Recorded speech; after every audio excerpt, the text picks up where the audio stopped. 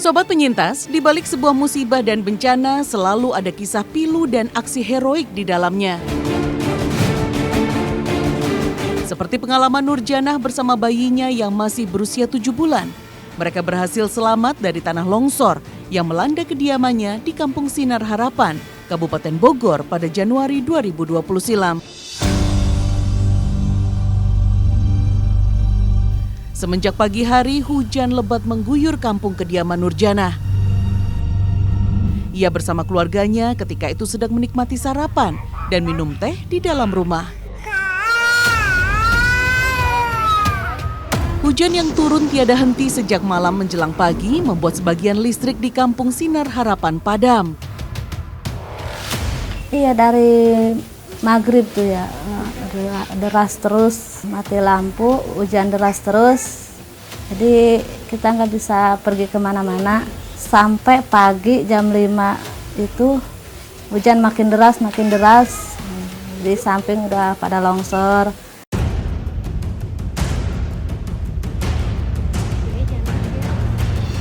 Nurjanah menuturkan, sebelumnya sempat terdengar suara keras disertai gemuruh tanah yang bergerak. Nur bersama anak-anak dan Adang suaminya segera berlari ke rumah tetangga. Ia berharap lokasi itu tidak terkena longsor. Namun naas, perkiraan Nur dan suaminya meleset. Ternyata rumah tetangganya justru menjadi titik pusat terjadinya tanah longsor. Material longsor pun langsung menggulung Nur, Aisyah, dan Rizky bayinya, sedangkan Adang sang suami terhindar dari longsoran. Jadi kita lari ke rumah Mamang, kan perkiraan itu aman itu. Sambil gendong sama anak yang gede satu di ini, sama gendong itu si Dede.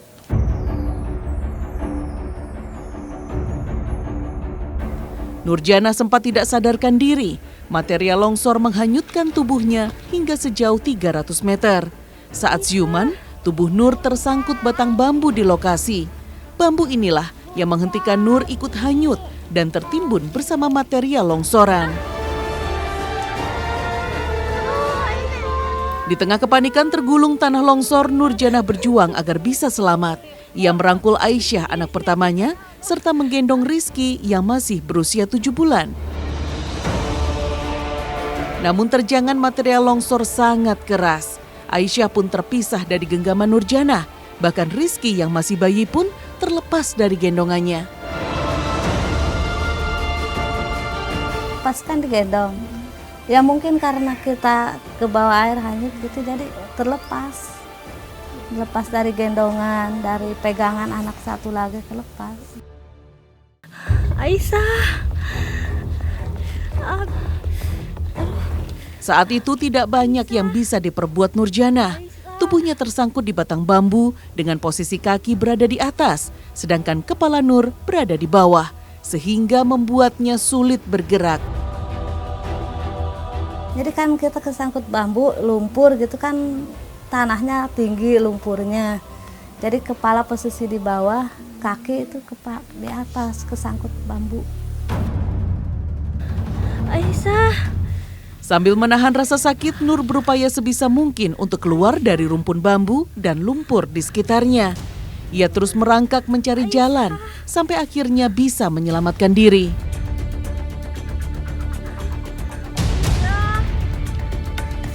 Pas kita bangun, terus anak udah nggak ada dua-duanya. Kita pasrah, kita lari. Sampai-sampai gendongan yang nempel di sini aja dilempar. Saya sempat merenung dulu gitu. Jadi kita lari kemana, kita nyari anak kemana gitu.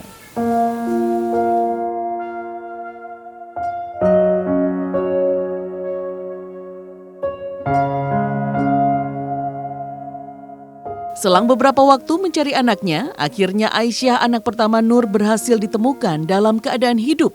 Lokasi ditemukannya tidak jauh dari lokasi Nur tersangkut bambu. Namun rasa takut dan khawatir masih menyelimuti Nur.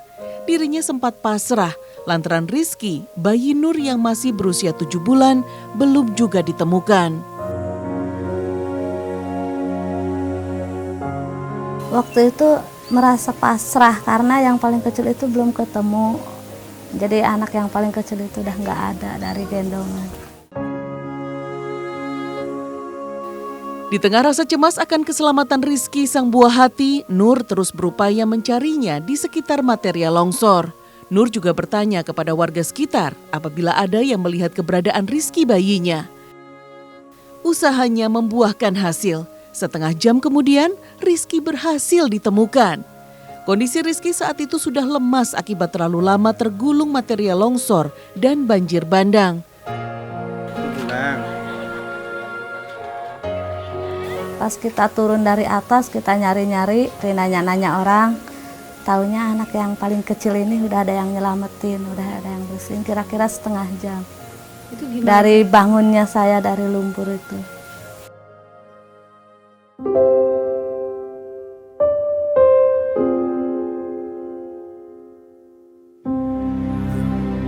Tidak hanya Nurjanah, Yuli juga pernah menjadi korban banjir bandang dan tanah longsor di Kampung Sinar Harapan, Kabupaten Bogor. Namun nasib Yuli tidak seberuntung Nurjanah. Ia harus kehilangan 2 orang anak, ibu dan adik kandungnya. Kini hanya tersisa Boun sang suami dan dirinya.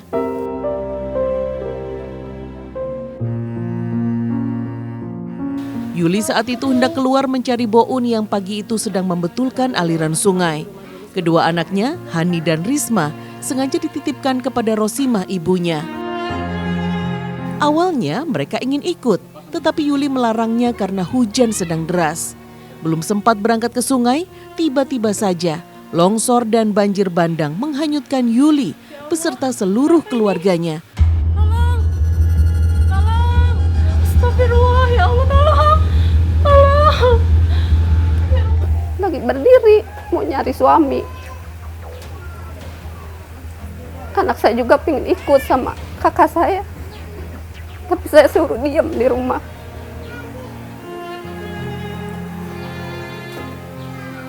Mama pengen ikut Wak, nggak boleh, diam aja di rumah. Mama nyari bapak dulu, tinggal sama ibu. Ya udah, ke bawah longsor semua.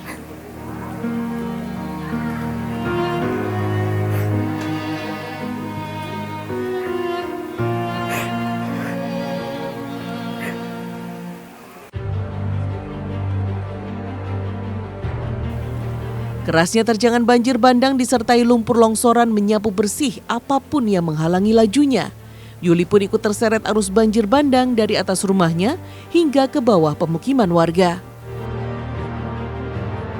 Gemuruh kayak ombak gitu. Saya makan langsung ke bawah, keseret sama lumpur air, sama pepohonan. Akibat musibah itu, Yuli mengalami luka cukup parah di pergelangan tangan, pipi bagian kiri, serta bagian kaki. Bahkan Yuli harus menjalani operasi pemasangan pen untuk pergelangan tangan kirinya yang patah.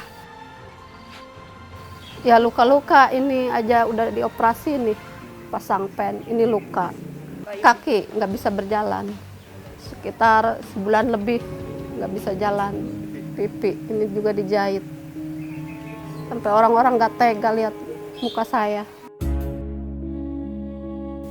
Belum lagi perih menahan lukanya, kenyataan pahit seolah datang beruntun. Yuli harus menerima kenyataan, Hani anak keduanya, ibu serta adiknya ditemukan dalam keadaan tidak bernyawa. Luka pun semakin bertambah dan menyayat hati Yuli. Ia merasa terpukul mendengar Risma anak ketiganya yang berusia 10 tahun belum juga ditemukan jenazahnya. 5 tahun setengah yang besar, sekitar 10 tahunan, kelas 5 SD, sampai sekarang belum ketemu.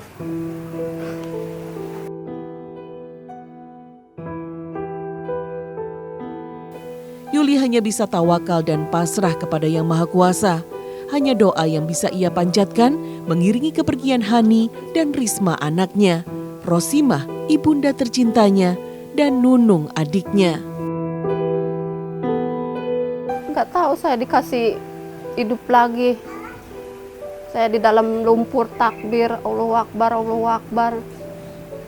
Minta tolong anak saya di mana.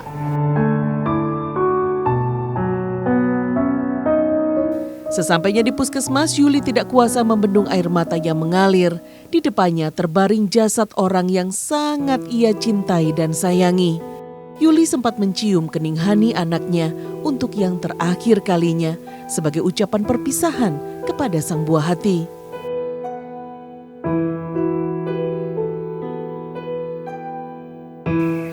Sakit banget melihat jasad adik, ibu, anak.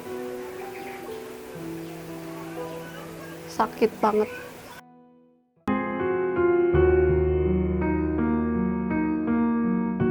Sobat penyintas, bahaya tanah longsor yang diakibatkan hujan yang tiada henti patut diwaspadai masyarakat yang tinggal di lereng, bukit, dan pegunungan.